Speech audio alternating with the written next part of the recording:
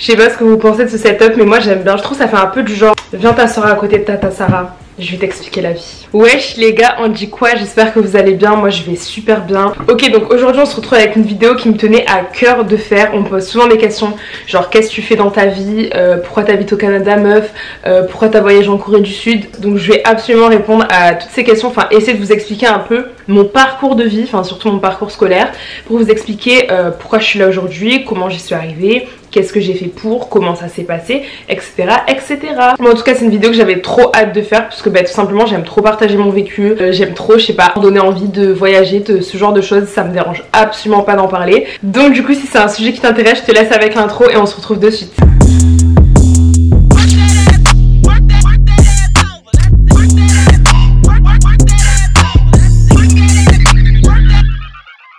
Je vais raconter ça un peu comme une histoire. J'ai mes notes ici, ça va me servir parce que moi-même des fois je suis perdue, je sais plus ce qui s'est passé en 21 ans dans ma vie. Je suis née de l'union d'une maman mauritanienne et d'un papa français. Je suis née à Toulouse, voilà, je suis vraiment née au bord de la Garonne et je suis trop fière. Franchement j'aime trop dire ça. Tu peux pas te balader à Toulouse avec moi, on passe au bord de la Garonne et je te dis pas ah je suis née là. Genre vraiment impossible. De toute façon de base je suis quelqu'un, dès que je passe devant un endroit qui m'est familier, genre un endroit où j'ai vécu ou que je connais quelqu'un qui habite là et tout, et c'est sûr je vais te le dire, demander à mes potes. Des fois je leur dis hep hep hep et elles finissent ma phrase parce qu'elles savent déjà ce que je vais dire en fait. Bon bref, j'ai beaucoup déménagé étant petite, donc Toulouse genre ça a toujours été mon repère tu vois, parce que je suis née là-bas et toute ma famille a toujours habité là-bas. Et quand je vous dis toute ma famille c'est genre mes grands-parents, mes tontons et tout, parce que moi ma famille on a beaucoup déménagé, donc voilà, en gros toute ma famille sauf ma famille, tu vois, t'as la famille avec un grand F et t'as la famille, ta famille, tu vois ce que je veux dire. On a habité entre le Sénégal, le Maroc et d'autres villes dans le sud de la France.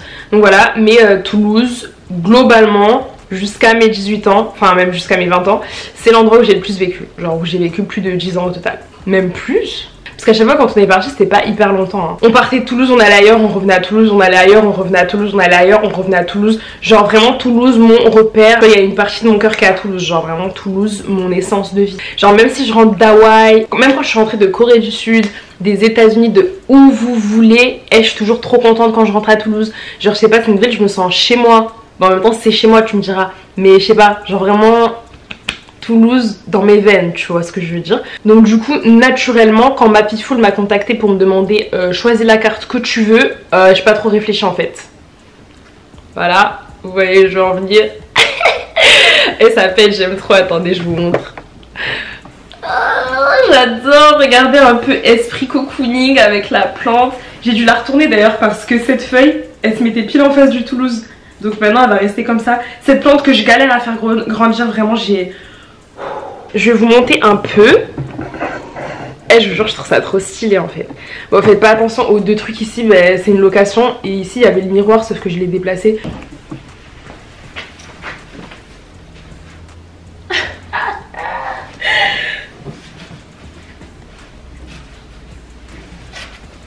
Et j'adore, je vous jure c'est trop stylé. Genre t'arrives comme ça, il y a Toulouse. Waouh. Genre t'as le choix soit entre un cadre soit ça, moi j'ai pris ça. C'est trop bizarre à installer. Genre ces deux trucs ils sont aimantés, tu bloques la carte entre les deux. Je sais pas si vous voyez le délire. Mais en tout cas j'ai kiffé. Genre je me suis dit au lieu d'acheter des cadres, genre j'en ai déjà plein tu vois. Je me suis dit ça change un peu. Trop hâte que ce soit dans l'entrée de mon futur appartement. C'est une marque suédoise et franchement la vérité j'ai rien compris. J'ai commandé, j'ai reçu le bail en 4 jours. Livraison express et tout. Donc franchement déjà...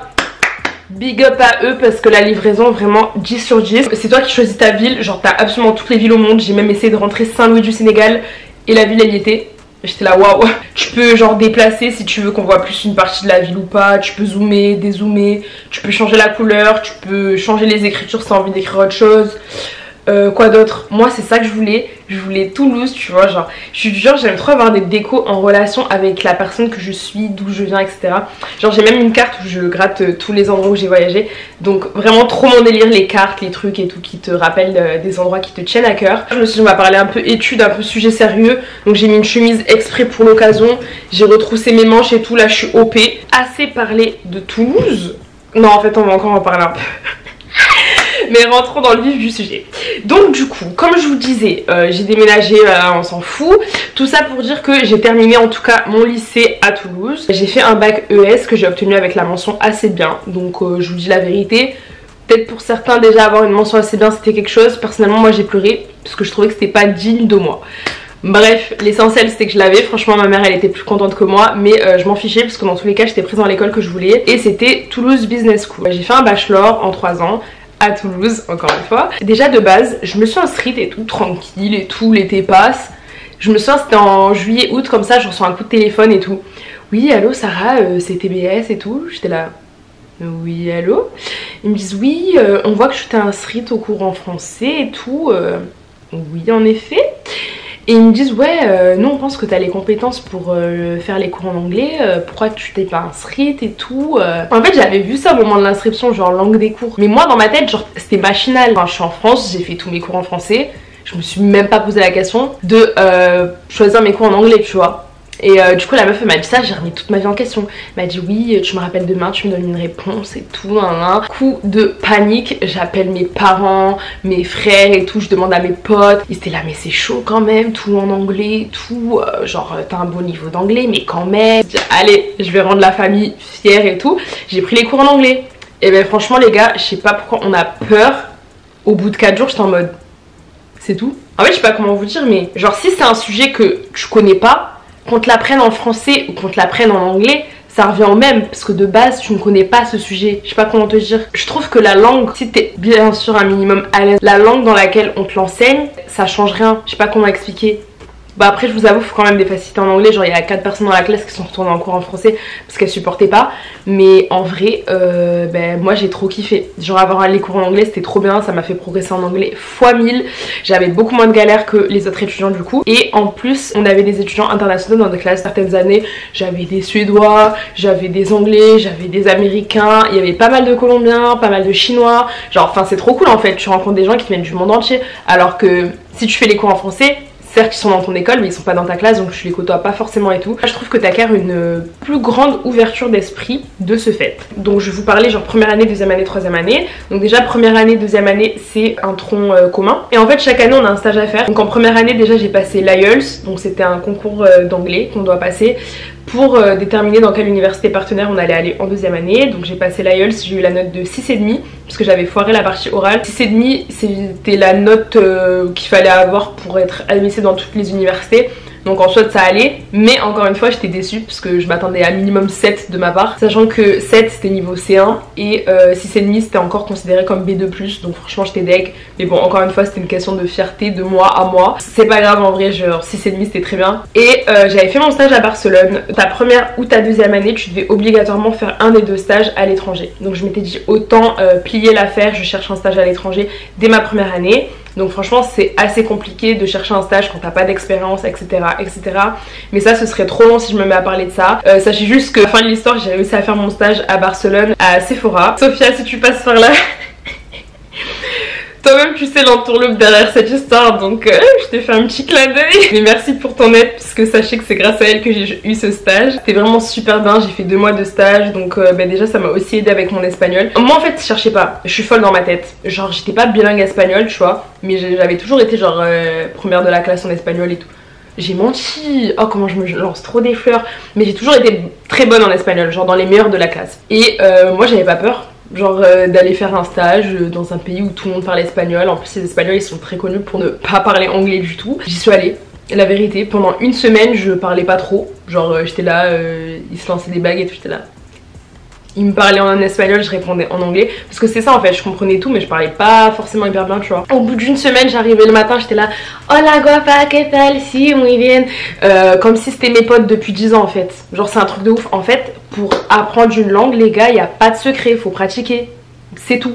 Genre ton oreille elle s'adapte, ta bouche elle s'adapte. Bref. C'est comme ça que je me suis mise à parler espagnol. On va passer à ma deuxième année. Ma deuxième année, je suis partie en expat au premier semestre à...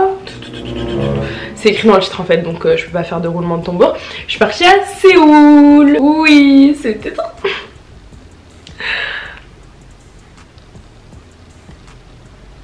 C'était trop bien. Genre franchement... comment vous dire en fait, comment cette idée folle même m'est venue. Mon école elle est partenaire avec des écoles vraiment dans le monde entier. Genre tu peux me citer quasiment tous les pays, on pouvait y aller presque. Et moi de base je m'étais dit Canada. Le destin fait bien les choses, mais je m'étais dit Canada en premier. Gars, je viens de me souvenir, mon vœu 1 c'était la Malaisie, en 2 Canada et en 3 la Corée. Moi je suis trop facilement, moi je suis down en 2 secondes en fait. Je suis partie à la journée internationale, donc c'était là où tous les anciens élèves qui étaient partis eux en expat, et ben ils nous vendaient leur école et tout. En mode ouais moi je suis partie en Australie, va en Australie c'est trop bien. Ouais moi je suis partie au Kazakhstan, va au Kazakhstan c'est trop bien et tout. Je suis allée au stand Corée du Sud parce que j'étais curieuse tu vois. Quand je vous dis ils m'ont vendu la Corée, j'ai dit adjugé, vendu, je vais en Corée du Sud. Franchement il m'en a pas fallu beaucoup, ils m'ont juste dit tu manges trop bien. Ils m'ont dit c'est trop bien et tout. Et ils m'ont dit tu peux voyager en Asie pour pas cher. J'ai dit allez c'est bon, m'en dis pas plus, je signe. Donc c'est exactement ce que j'ai fait. Même pas en fait parce que j'avais quand même mis le Canada en vœu 1. J'ai pas été prise au Canada et j'ai été prise à Séoul. Et Dieu merci j'ai été prise à Séoul. Vraiment. En fait j'étais même pas à Séoul, j'étais à 1 heure de Séoul, mais bon franchement c'est pareil. J'étais à Incheon, c'est là où il y a l'aéroport. J'ai appris à dire quand même quelques trucs en coréen. Je sais dire Shonen Sara Illuminida, ça veut dire je m'appelle Sarah. Je sais dire Annyeonghaseyo, je sais dire ne. En fait ils le disent pour dire oui et ils le disent pour dire de rien. En fait ne, j'ai l'impression que ça veut tout dire. Et en plus il y a vraiment des trucs genre de prononciation en coréen, il y en a qui vont dire ne, il y en a qui vont dire de. Donc bref, je sais pas trop mais c'est quelque chose comme ça. Et je sais dire aussi que je suis étudiante à l'INA University. Inha 학생입니다. Voilà, c'est quelques trucs que j'ai appris en coréen. En fait, je crois qu'il faudrait que je vous fasse une vidéo à chaque fois. Genre, mon stage en Espagne, bon, quoi que je pense c'est le moins intéressant. Mon échange... Mais d'ailleurs sur ma chaîne il y a mes vlogs que j'avais fait du coup il y a 3 ans. Mon stage et mon école du coup au Canada, genre un peu regroupé pour vous expliquer comment j'avais fait pour mon stage et comment j'ai fait maintenant pour mes études. Donc bref, vraiment la Corée du Sud... In my heart forever. J'ai rencontré là-bas des potes qui sont encore mes potes aujourd'hui. Genre vraiment mes amours, c'était un délire. Je suis partie en voyage à Jeju Island, c'est une île en Corée. Je suis partie à Hong Kong, passer 10 jours, c'était trop bien. Et je suis aussi partie 10 jours en Thaïlande. Genre vraiment, si vous avez l'occasion de voyager dans votre vie, vraiment je vous le recommande. Et surtout dans un contexte genre échange universitaire et tout, parce que tu rencontres des gens qui viennent du monde entier. Et genre voilà, t'es avec d'autres jeunes et tout, c'est vraiment trop bien. Genre on dirait une colo en fait.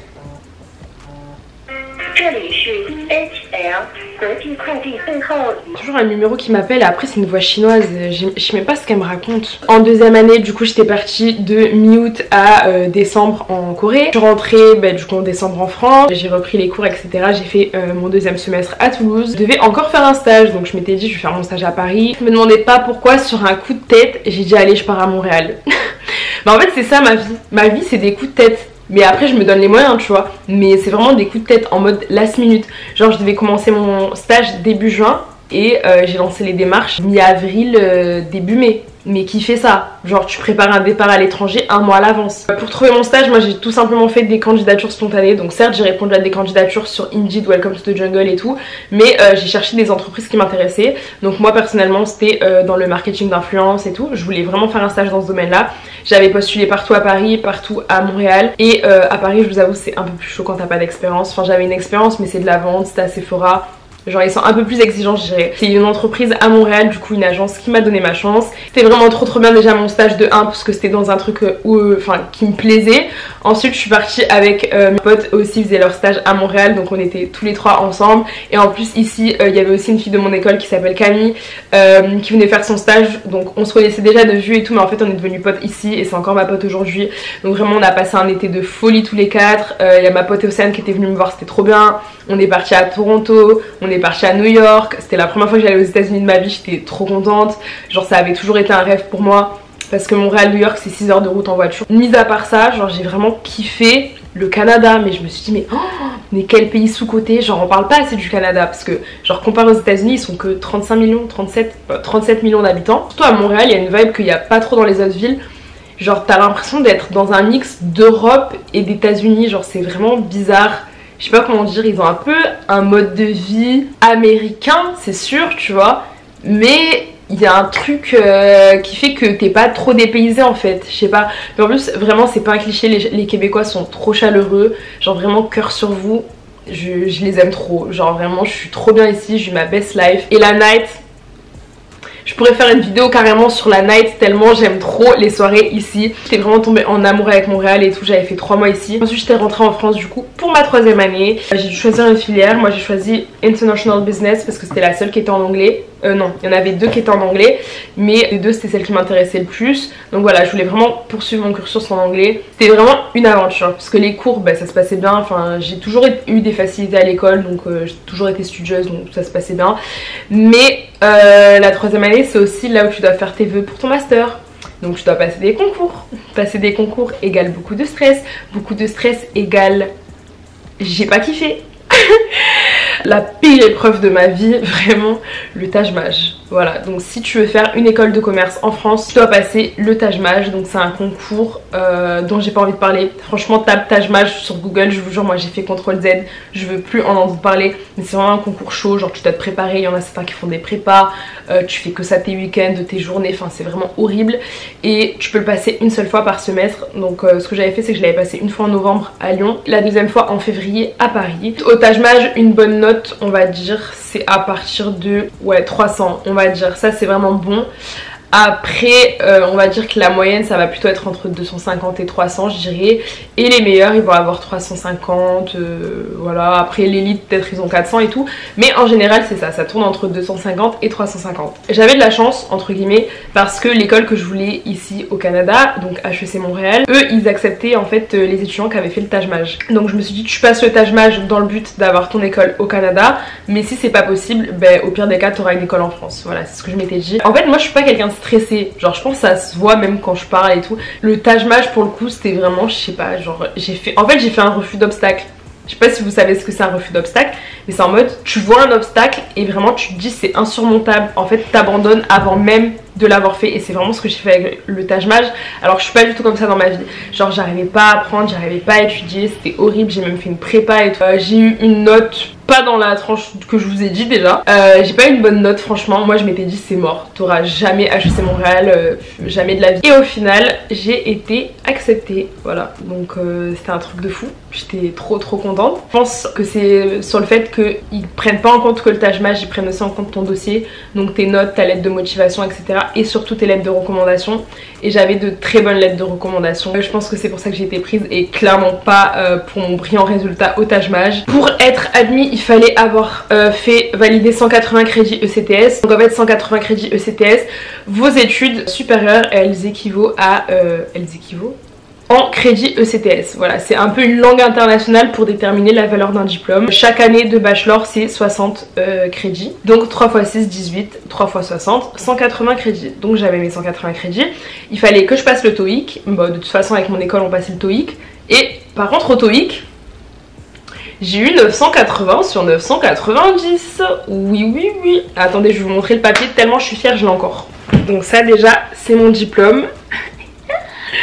Mon diplôme de TBS. Voici mon score au TOEIC.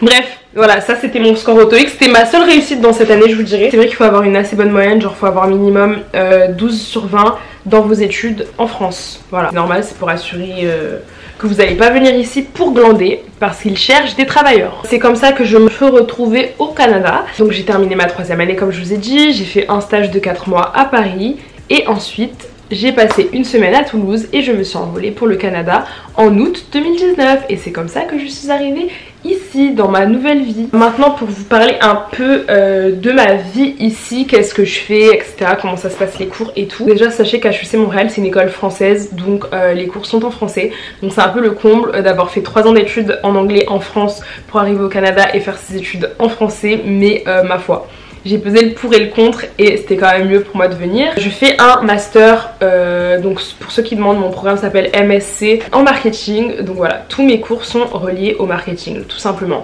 Donc le système est vraiment différent. En France, quand tu vas en école de commerce, tu fais une PGE. Donc c'est un programme grandes écoles, ça s'appelle. Ça existe quasiment nulle part dans les autres systèmes au monde. Ici c'est vraiment sur le modèle anglo-saxon, donc tu choisis tes cours Voilà, tu fais ce qui te plaît, les cours que tu as envie et ça te fait le diplôme. C'est vraiment moi qui choisis mes cours. Après certes, il y en a 3 qui sont imposés quand même, que tout le monde, malgré le cheminement choisi, etc. doit faire. Donc, tous mes cours sont en lien déjà avec ce que j'aime et c'est ça qui me plaisait aussi beaucoup dans le système. Important à savoir, quand je suis arrivée ici, j'ai dû faire une prépa. Donc voilà, ça fait peur dit comme ça, mais en fait c'était juste 5 cours de bachelor mais d'ici que je devais valider pour être admise au master ici. Donc c'est un peu bête, tu fais 3 ans de bachelor pour arriver ici et te retaper 5 cours de bachelor pour ensuite faire ton master. Mais ma foi, c'est le protocole, j'ai pas trop cherché à comprendre, je l'ai juste fait personnellement. J'ai validé ça en un semestre et on n'en parle plus. Pour mon programme, tu peux choisir de faire un mémoire, donc là t'as 7 cours à faire plus ton mémoire, soit 12 cours et tu fais un projet supervisé. Donc ton projet supervisé c'est comme un mémoire mais beaucoup plus court. Ce qui est bien c'est que tu peux choisir de le faire en mandat d'intervention dans une entreprise, donc c'est à dire que tu vas faire une étude en gros pour une entreprise, donc ça ressemble un peu à un stage entre guillemets. Qui est complètement différent ici et qui peut choquer, c'est qu'on a beaucoup moins de cours, donc c'est à dire que les sessions j'ai 4 ou 3 cours à la fois, sachant que un cours c'est 3 heures par semaine, donc en gros je tourne entre 12, bah là maintenant c'est 12, mais avant j'avais 15 heures de cours par semaine, donc on peut se dire mais c'est de la touchette, genre qu'est-ce que tu fais, t'as 3-4 cours par semaine, c'est rien du tout, parce qu'en France nous on est habitué à avoir cours du lundi au vendredi. Bah, en fait t'as beaucoup plus de travail à faire chez toi, genre c'est vraiment, c'est autonome, surtout un master en fait t'es vraiment considéré comme genre on t'apprend à devenir un analyste, un gestionnaire ou un chercheur, donc c'est vraiment beaucoup de travail à faire de ton côté, donc voilà, des recherches, des analyses, des ceci, des cela. C'est beaucoup aussi de travaux de groupe, bien évidemment, modèle anglo-saxon. Donc faut pas se fier aux apparences, avoir 4 cours, 2 masters, même 3, c'est déjà une charge de travail conséquente. Et en plus de ça, je travaille 20 heures par semaine, donc en tant que français, en tant qu'étranger en général, quand tu étudies ici, tu peux travailler jusqu'à 20 heures par semaine parce qu'on considère qu'au-delà de ça, tu peux pas assumer tes études. Et le but c'est que tu ailles en cours. Si tu vas pas en cours, tu te fais carrément reprendre ton visa et on te vire du pays. Donc c'est vraiment très sérieux. Donc je travaille 20 heures par semaine dans l'agence où j'avais fait mon stage en 2e année. Au fur de mes études, je me suis quand même construit un réseau avec les stages que j'ai fait, etc. Les personnes que j'ai rencontrées. Donc voilà à quoi ça m'a servi aujourd'hui. Quand je suis arrivée ici, ils m'ont proposé de retourner travailler avec eux. En fait, les raisons pour lesquelles j'ai vraiment voulu venir ici.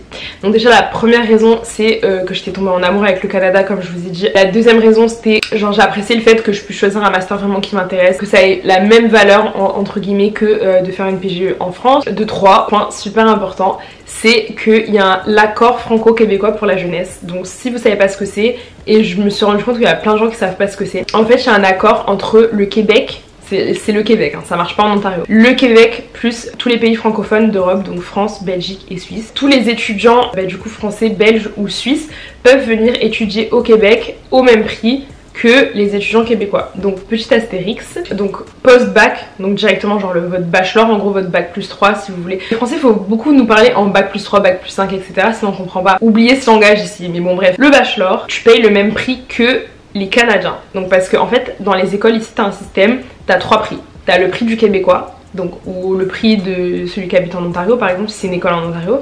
Mais t'as le prix du Québécois, le prix du Canadien et le prix de l'étranger. Au Québec, les Français, on va payer le même prix que les Canadiens au bachelor et le même prix que les Québécois au master. Donc ça fait que c'est beaucoup moins cher. Voilà, c'est tout. Genre ça vaut tellement le coup parce que ici quand t'es québécois, tes études elles te coûtent vraiment pas cher. Donc dites-vous, vous bénéficiez du prix d'un Québécois ou au pire d'un Canadien. Genre ça reste vraiment très raisonnable. Les écoles de commerce en France pour un master c'est genre 12 000 € par an. Je m'étais dit est-ce que t'as vraiment envie de faire un master qui va te coûter 24 000 €? J'étais là non, franchement pas du tout.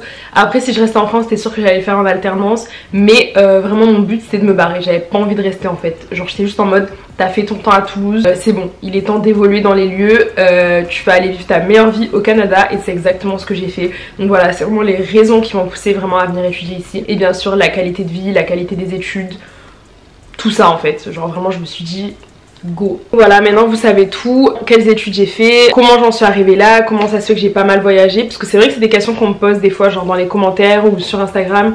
Il y a des filles qui me contactent, oh comment ça se fait que t'as voyagé quand même dans pas mal de pays, qu'est-ce que tu fais au Canada, pourquoi, comment, etc. etc. Même là j'ai l'impression que cette vidéo elle est un peu brouillon, genre déjà elle va durer longtemps et je sais pas comment aborder tous les points tellement il y en a, enfin genre il y a trop de choses à dire. C'est vraiment limite des ressources, genre je pourrais vous mettre des liens en barre d'infos d'ailleurs sur mon école, sur la vie ici, sur les démarches administratives, etc., etc. Donc voilà les gars, j'espère que cette vidéo vous a plu. Si vous avez plus de questions, parce que vraiment genre mon but c'est pas juste de vous balancer des infos comme ça et après genre pas vous aider. Si vraiment c'est quelque chose qui vous intéresse ou quoi, n'hésitez pas à m'envoyer un message sur Insta en DM tout simplement. Si vous avez une petite question à la mettre dans les commentaires, je vais vraiment y répondre. Genre vraiment ça me fait plaisir si vous connaissez vous, personne dans votre entourage qui s'est expatrié au Canada ou qui a fait un stage à l'étranger ou whatever. Si vous avez envie vraiment de me demander, il n'y a aucun problème, je répondrai à vos questions. Je vous dis à bientôt pour une prochaine vidéo si j'ai la terre. Bisous.